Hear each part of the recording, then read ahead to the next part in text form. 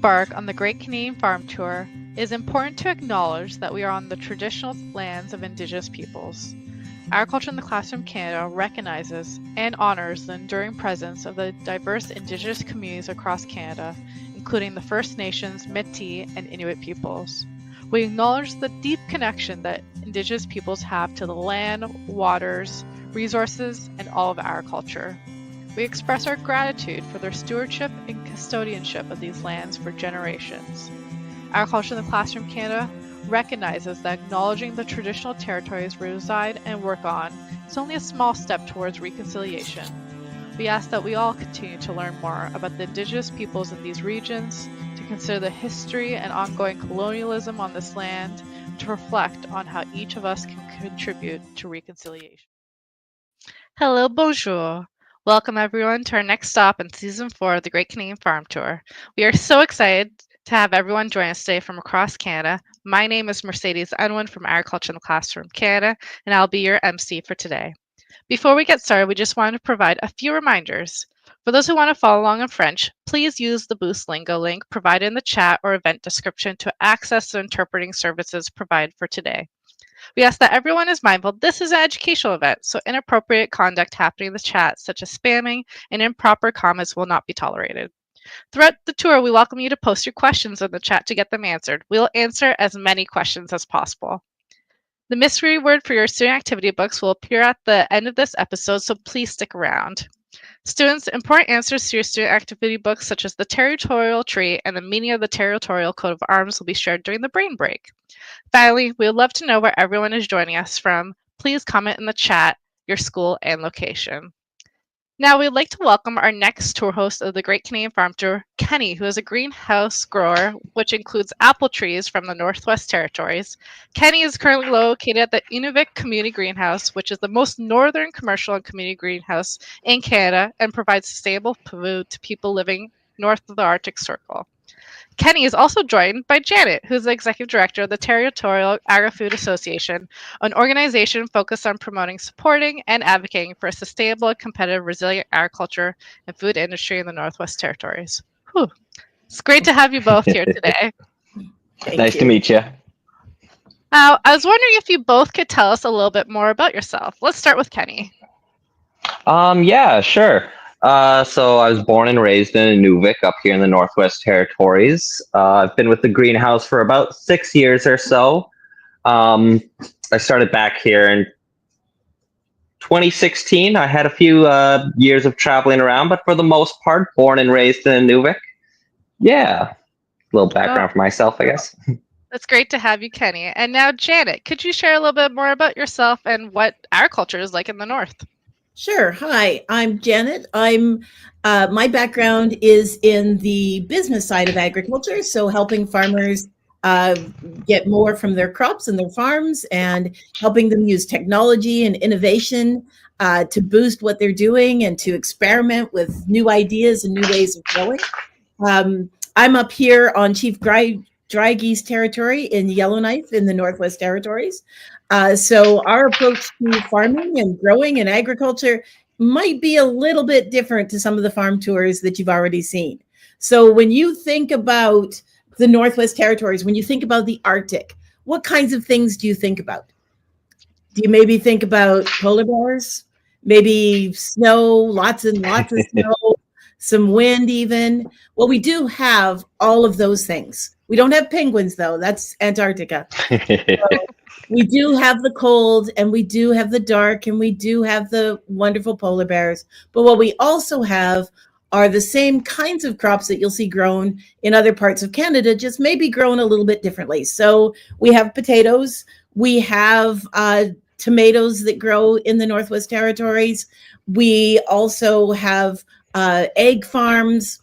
So we have a lot of the things that you see in other parts of Canada. But what we do is we don't just do it when the weather's nice and the weather's warm, but we do it in a land where there is sometimes 24-hour darkness, where there are multiple days of minus 30, minus 40, and up in Inuvik where Kenny is, sometimes even minus 50.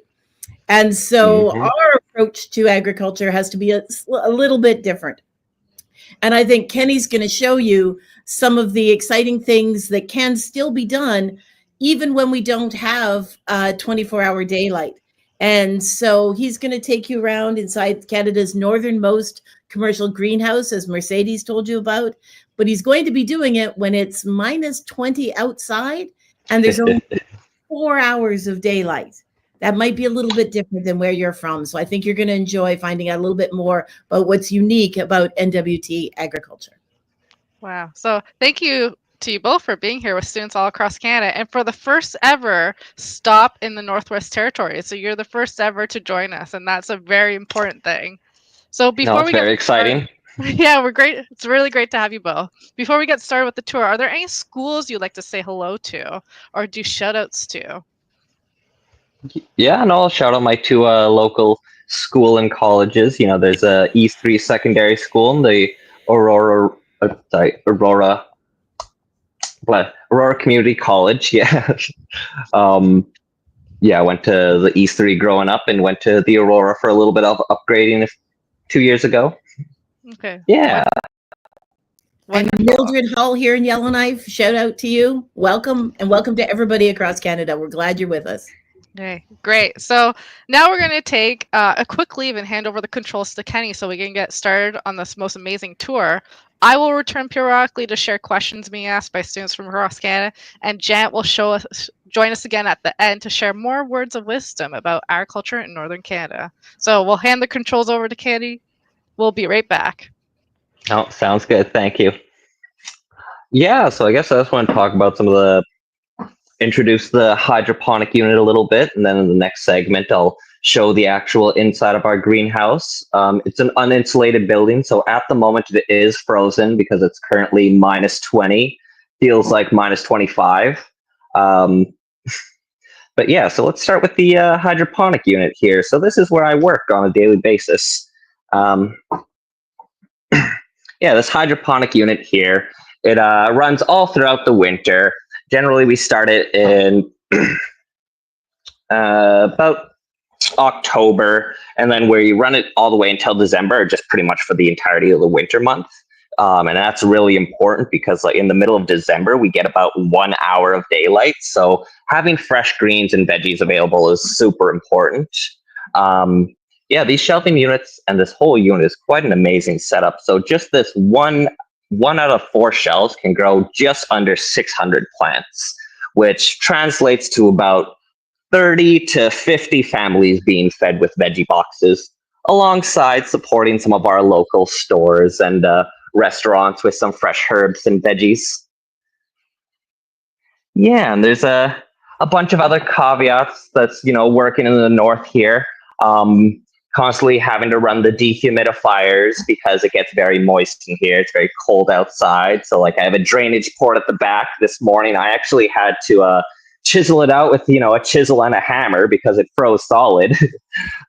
Same thing with our main door entranceway here. In the morning, it'll actually freeze shut. So we have to use a lock de-icer. You can even see some of the ice already forming around the bottom there. So there's definitely some unique caveats about growing in the north here, but with a lot of, community and hard work. Hey, Kenny, sorry to interrupt. No worries. We have a quick question, which kind of goes along with your thought that you're just sharing from Madame Boyer's class. Wave wonders how you keep the apples and all your other plants safe in all the weather. Do you have to keep this unit really hot to compensate for the cold? How do you make sure you're kind of keeping them all nice and snug and protected? Yeah, so a lot of our plants are perennial plants, which just means they essentially go dormant or they just die off in the winter. And then next summer, when everything heats back up, they start to grow again. So the greenhouse or this unit here is more for our small, quick veggies, lettuces, mizunas, pak choys, your herbs like dill. And then the apple trees, when it hits minus 15, they actually enter a dormant state, which is when you trim them down, and I'll show you guys that later. But for the most part, in the winter, we just wrap the trees up with some blankets, and they just fall dormant for the year. And when things warm back up, they start to bloom and grow again.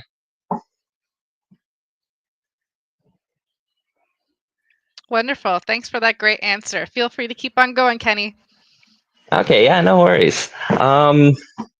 Yeah, so there's lots of so like I was saying, it's really important to try to get all of these veggies out to the community, and it is a large chunk of work. But that being said, with enough planning and community, it is very much doable. So even though I'm one of the only hydroponic employees, our greenhouse actually has about 5 to 6 of our members volunteering their own time just to help me keep everything organized, keep everything on track.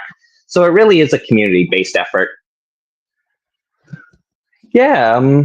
Anybody have any questions about the hydro unit or growing in the north? Just put the camera back. Yes, Kenny, we have another question. So Micah would like to know how many plants you have inside your greenhouse. Okay. Well, sorry everyone. I think Kenny accidentally left the stream, so we're just going to wait a few minutes till he comes back. In the meantime, we'll just have maybe Janet join us for a few seconds as we're just waiting for Kenny to return, as I think he accidentally pressed the leave studio button, which means he left the stream. Well, I can't give you all the same details that Kenny can, but I can tell you that there's lots of plants in the greenhouse. And in the summer, it's an amazingly beautiful location. And many members of the community don't just use it to produce food, but as a place to have yoga and to relax and to just enjoy the experience as well. Yeah. Well, thanks for popping in and sharing those details, Janet. And now we have Kenny back. So I think we lost you for a second, Kenny. Yeah, sorry about that. I hit the wrong button when swapping the camera. Yeah, no. That's fine. That's what we figured. Yeah, so in here so. Oh, I was just going to say, okay, yeah, no, for Mike's question. So yeah.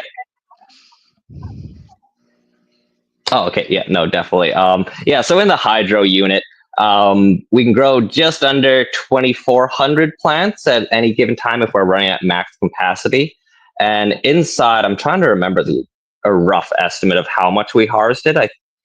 I'm pretty sure it was well over 100 kilograms. So we have just under 200 plots within our actual greenhouse there.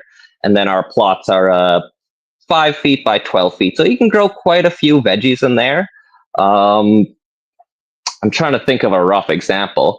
In my own personal garden, in 1 year, I probably harvested, let's say, about 15 tomatoes and little over 100 cherry tomatoes.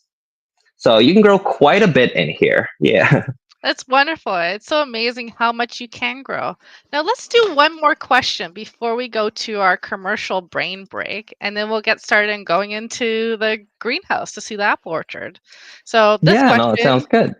Is from MR. What happens if the power goes out, Kenny? Oh yeah, no, that's a great question. So in the emergency case that a power runs out, we actually have a gasoline power generator within the greenhouse. So luckily we haven't had to use that. Generally the unit can keep its heat fine up to like 8 hours or so. So even if everything's shut off right now, as long as I kept the doors closed, it should keep its temperature for about 8 hours. If it would be a longer power outage than that, though, yeah, we'd have to go inside, get our gas generator, fill it up, and plug in the whole unit, and just keep it running until the power comes back on. We do occasionally get rolling blackouts here, being so far up north, and once again, having to deal with minus 20 and below. Sometimes that does cause issues, but generally, power outages are never more than 4 hours. Oh, that's good to hear. Just about the different things you have to experience and all the things you have in place to make sure you're able to look after your plants in the greenhouse. Yeah, no, definitely. A lot of redundancy plans to make sure nothing breaks. Yeah, redundancy plans are always important. So now we'll take a brief brain break to learn a little bit more about the Northwest Territories, and we'll be back shortly to learn more about the most northern greenhouse apple orchard with Kenny. So see you in a couple moments. Yeah, see you soon.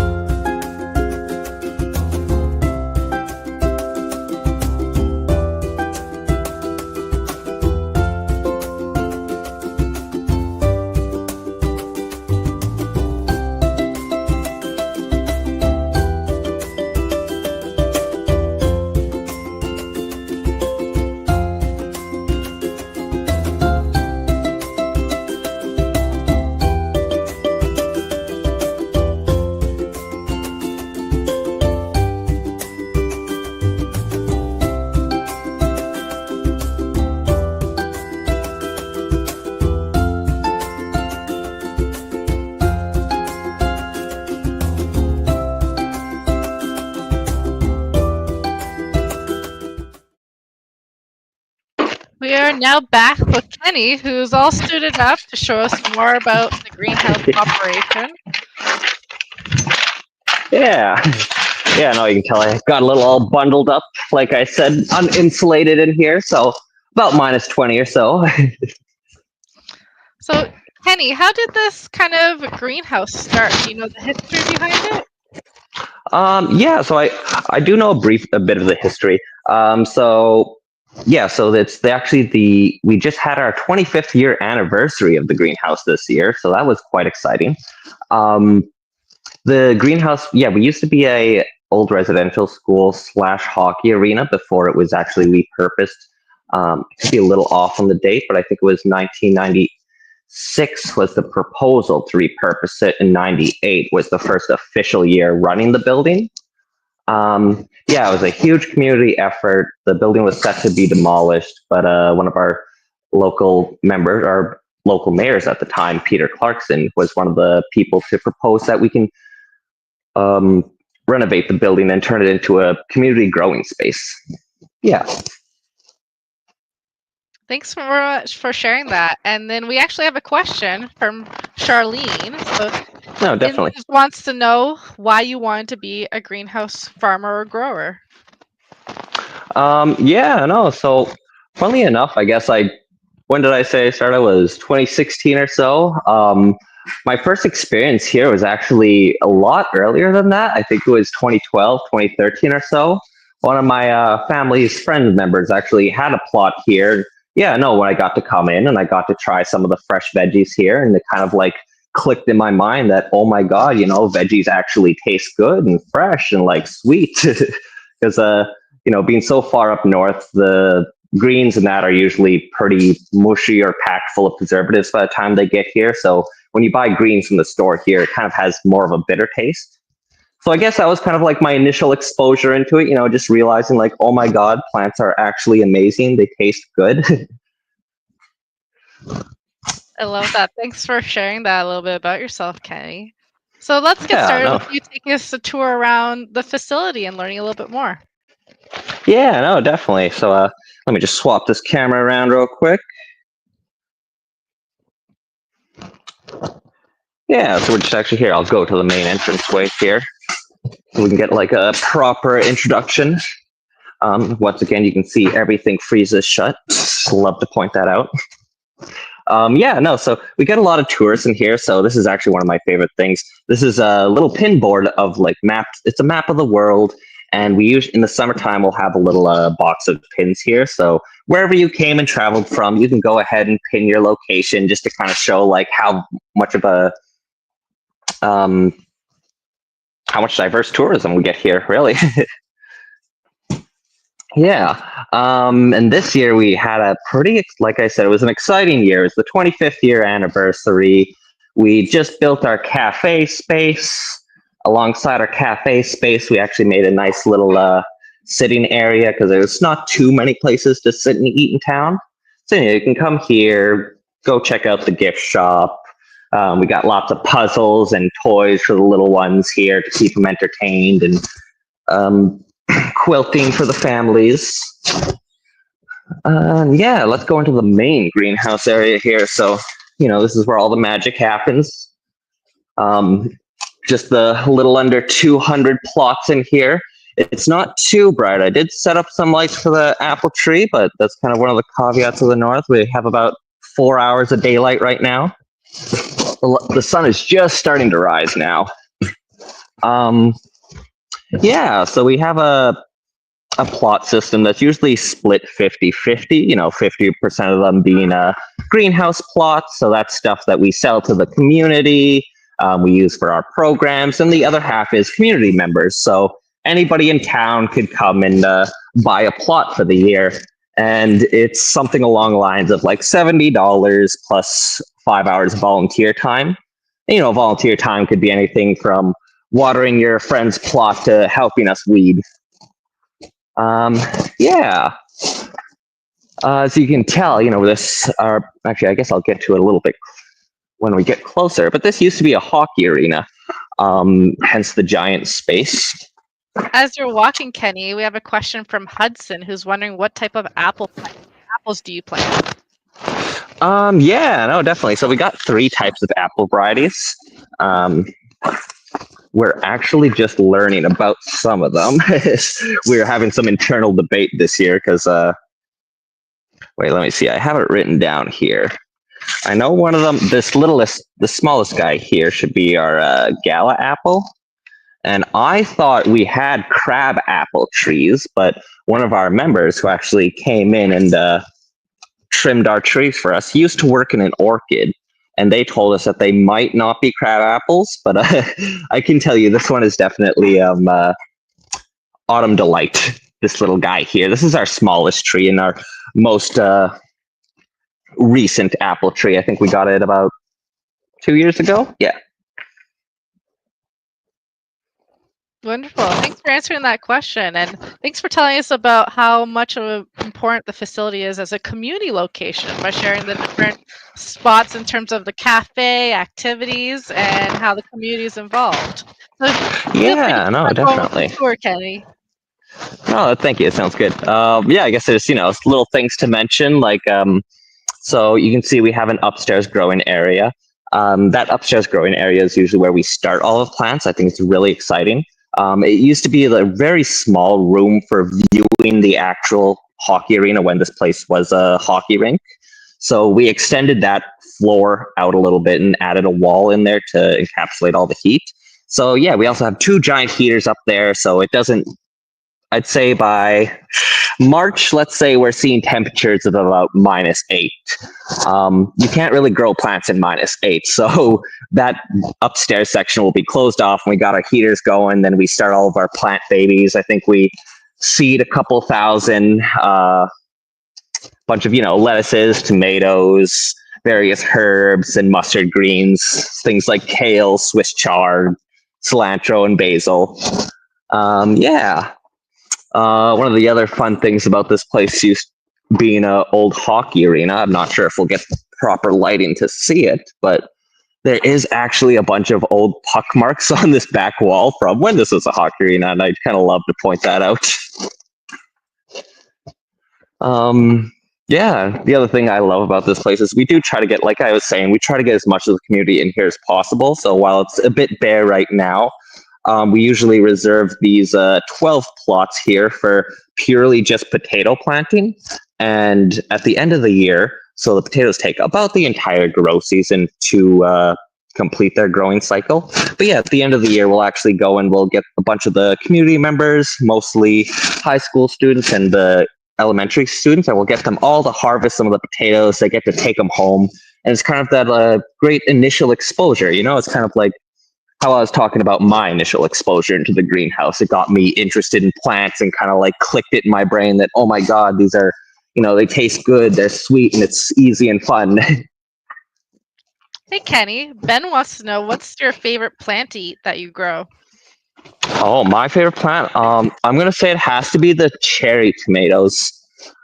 It's essentially like a regular tomato, but they grow very quickly and small. So that was the one that I said I got just over 100 cherry tomatoes. Specifically, one called Super Sweet 100. And it's called Super Sweet 100 because it produces an average of 100 tomatoes per year. That's great, Kenny. Cherry tomatoes is my favorite too, so we connect on that. I'm sure there's many others on this who are watching today who love cherry tomatoes. If there's anything that's your favorite fruit or vegetable to eat, please answer it in the chat. We'd love to see your responses across Canada. What's your favorite plant to eat? Oh, actually.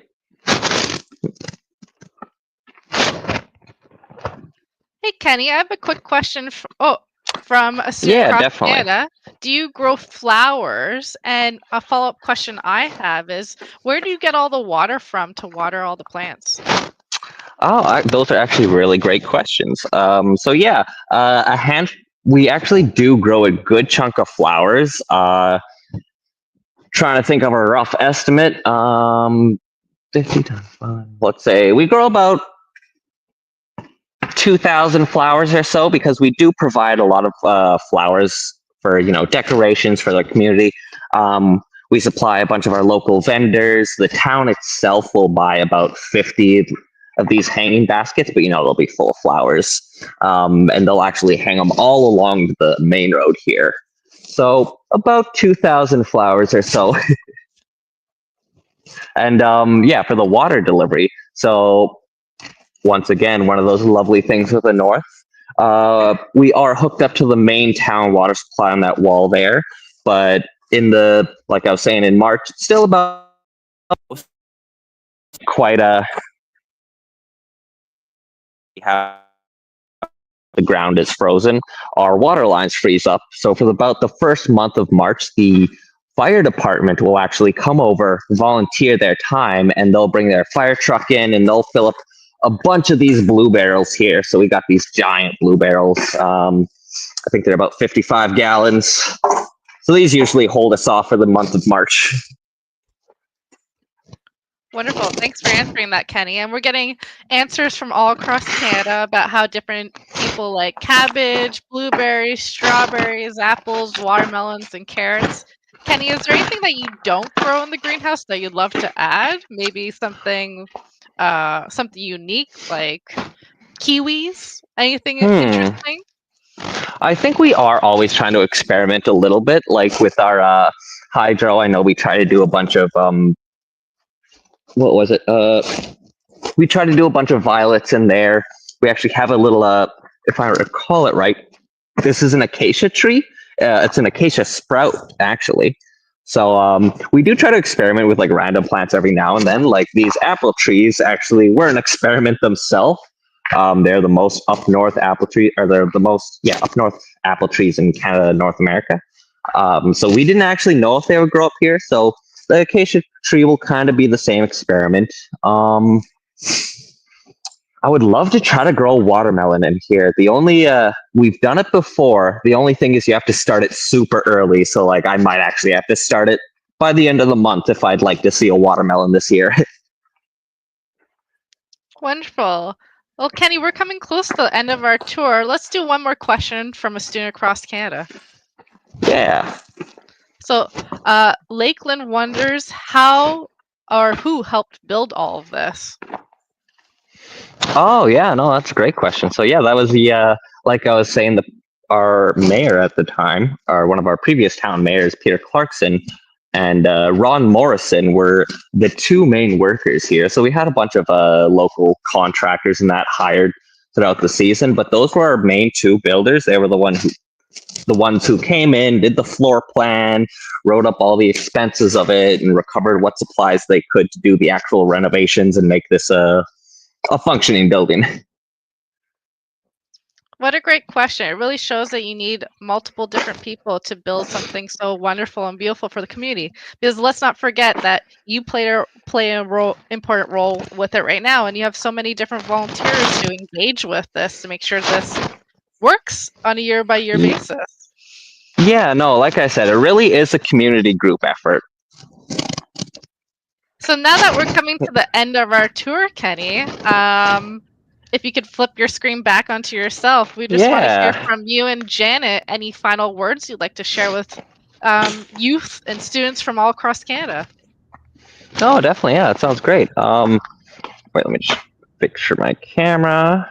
Make sure. Yeah, I think that's good. You're good. Okay, perfect. Yeah, no, I guess the only thing I want to share is it's always great to try to learn new things. Don't worry about making mistakes. Like I said, this is my 6th year here. I think in my first year, I can't tell you how many mistakes I made trying to grow these plants and learn about all the, caveats of being in a greenhouse and a hydro unit. But 6 years later, and with enough effort and help, I'm now managing the hydroponic unit. So just never doubt yourself. If you make a mistake, you're learning. Yeah. That's really great and encouraging, Kenny. Janet, is there anything you'd like to share? Well, and I think Kenny has been teaching us a lot about what agriculture really means in the Northwest Territory, which is about community.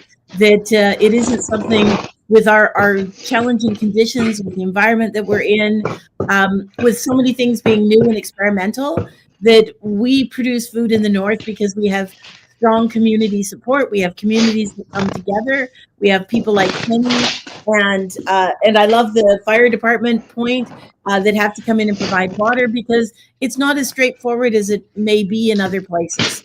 So Yeah.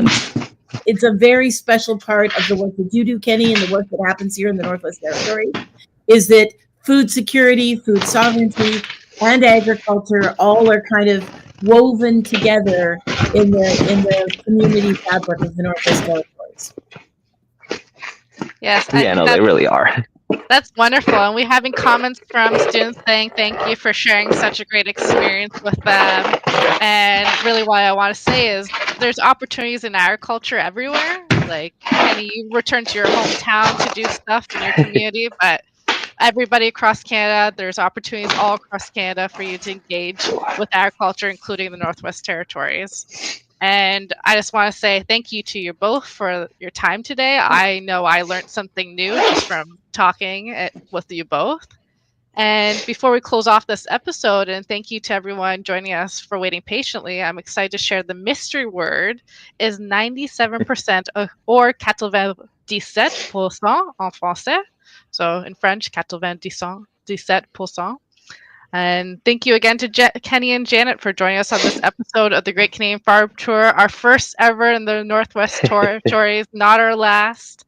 And our next stop will be on November 26th at 11:30 a.m. Eastern Time at a sustainable urban farm in Ontario. So we'll get to learn a little bit more about that then. So thank you everyone again, and goodbye for now. Thank you. No, thank you very much. It was a wonderful opportunity. Bye for now.